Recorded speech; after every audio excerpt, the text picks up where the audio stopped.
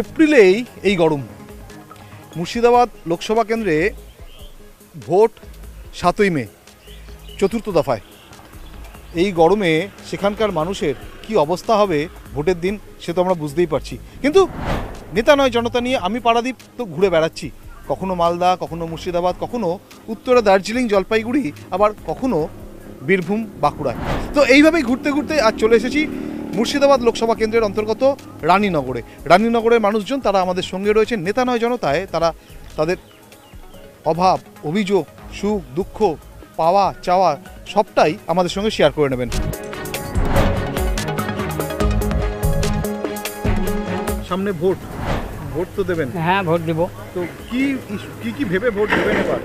Vote আমরা এই দিদি এসে যা উন্নয়ন করেছে, আমরা ওর আশাতে এখানে জোর নাই, ঝামেলা নাই, সুখে শান্তিতে বাস করছি, এটি লাগেই ওকে ভোট দেবো আমরা। আচ্ছা, আপনি তো কৃষক মানুষ, তো কৃষকদের জন্য অনেক রকম ভাতা শুরু হয়েছে, চালু হয়েছে, সেগুলো পান? হ্যাঁ, পাচ্ছি, সব পাচ্ছি। আপনাদের এই পাশেই বাংলাদেশ, হ্যাঁ, বাংলাদেশ বর্ডারে একদম সীমান্তে আপনারা বসবাস করেন, তো কি কি সমস্যা রয়েছে এখানে? সমস্যা বলতে গেলে আমাদের ধরুন জমি জায়গা সবাই আবাদ করছে, যাওয়া লিয়ে একটু সমস্যা। বর্ডার কোনো জমি, সেসব জমিতে যাতে যেন বিয়ে সে করে খুব ঝামেলা করে, খুব ঝামেলা ঝঞ্ঝট করে সব এন্টি করে আর করে যাতে দেয়, আবার টাইমের ভিতরে উঠে না এলে বা ধরেন মারপিটও করে, এরকম হয়। এবার ধরেন যাবো আমি সকালে যাতে হবে না, এন্ট্রি করে যাতে বেলা 10টায় যাবো, আবার ওখান থেকে আসতে হবে 4টার আগেই চলে আসতে হবে। এবার ধরেন এত যে কাজ কতটুক করবে জনগণ, এই সব সমস্যাতে আমরা ভোগী। তাছাড়া অন্য কোনো আমাদের এই ইয়ার দিক দিয়ে, এই রাষ্ট্রপথ হ্যান ত্যানের উন্নয়ন দিক দিয়ে দিদি খুব করেছে।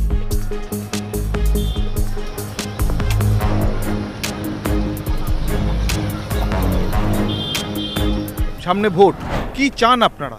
আমরা চাই দিদি থাকুক, দিদি থাকলে দেশের উন্নয়ন হবে।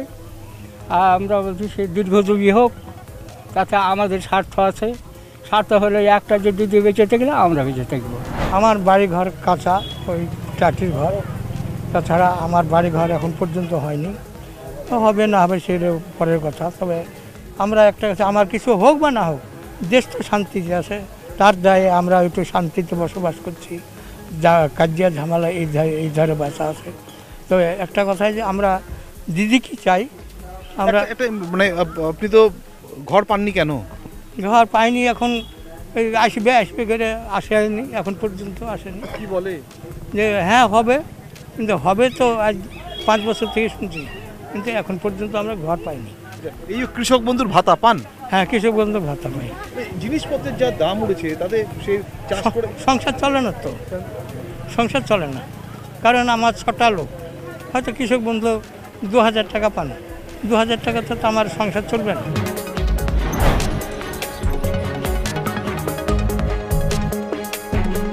কি সমস্যা আছে এলাকায়? আপনারা তো একদম বাংলাদেশ লাগোয়া জায়গায় থাকেন। সমস্যা বাংলাদেশের লাগোয়া জায়গায় বসবাস করি, আমাদের এমনি কোনো সমস্যা নাই। সমস্যাটা হয়তো বর্ডার পারপাসে ধরো মাঠঘাটের চাষ নিয়ে একটু বিএসএফের কাছে একটু হেনস্থা হতে হয়, এটাই আমাদের সমস্যা, তাছাড়া বাকি সমস্যা নাই। আমি ওই মাঠে ঘাটে কাজ করি, শালো টোল পুঁটি এইসব করে খাই। ভাতা পান? হ্যাঁ, ভাতা পাই। কি পান? হ্যাঁ, কোন ভাতা পান? আমি পেনশন ভাতা পাই।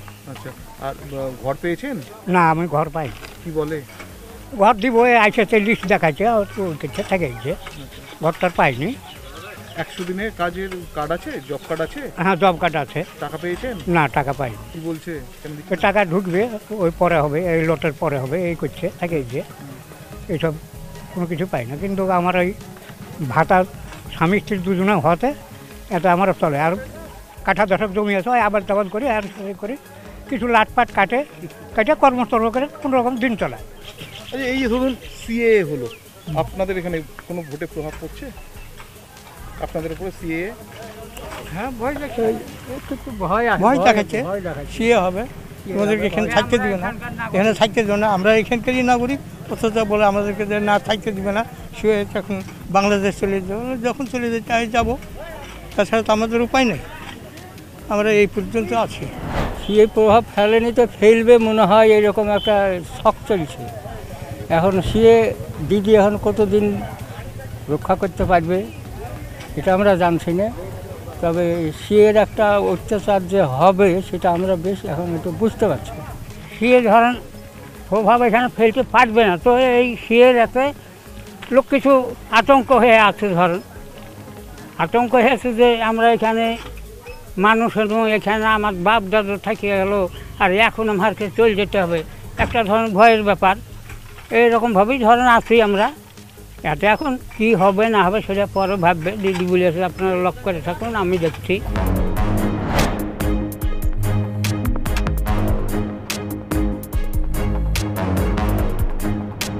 জিনিসপত্রের এত দাম, তো ভোট দেওয়ার সময় সেটা মাথায় থাকবে?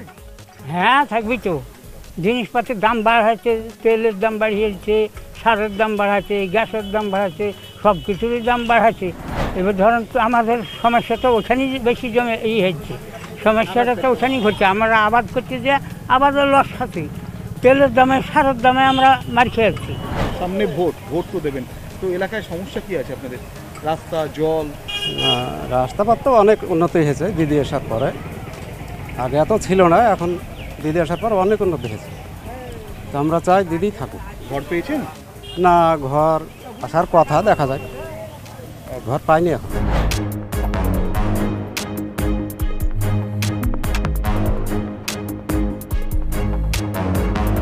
কেমন সাংসদ চান, কেমন এমপি চান?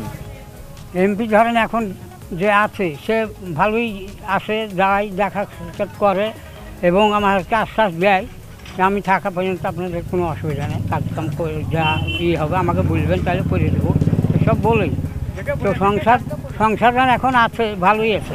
এই এলাকার জনগণের যে উপকার করবে, দেশের কাজ করবে, রাস্তাঘাট, পানীয় জল সবারই সংস্কার সুবিধা দিবে এবং সে লক্ষ্য রাখবে, সেই রকম এমপি তো আমাদের প্রয়োজন। যে আছে এরকম হলেই হবে। যেন মান্নান সাহেব ছিল, খুব কাজ করে গেছিল।